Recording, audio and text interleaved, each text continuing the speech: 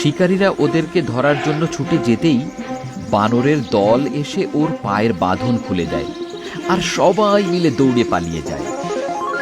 শিকারীরা তখন হরিণকে ধরতে না পেরে ক্লান্ত হয়ে ফিরে এসে দেখে শিংওয়ালা হরিণটাও পালিয়ে গেছে।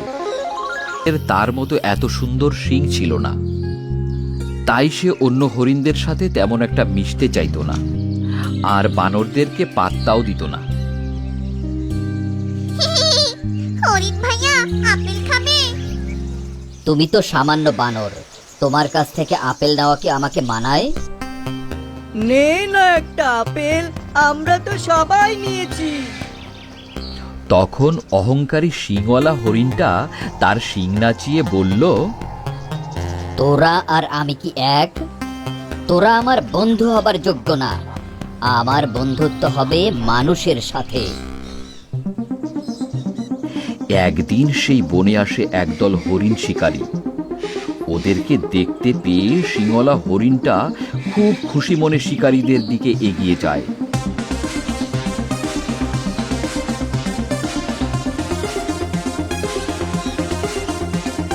ওদিকে বানর আর হরিণরা ওকে নিষেধ করছে।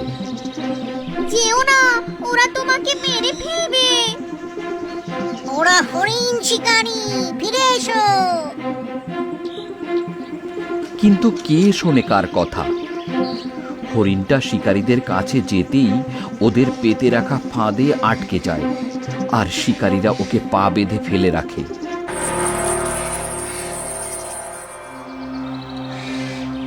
বাঁচাও, বাঁচাও, তোমরা আমাকে বাঁচাও। বন্ধু হরিণকে বাঁচাতে অন্য হরিণরা একটু দূর থেকে শিকারীদের মনোযোগ আকর্ষণ করতে শুরু করে।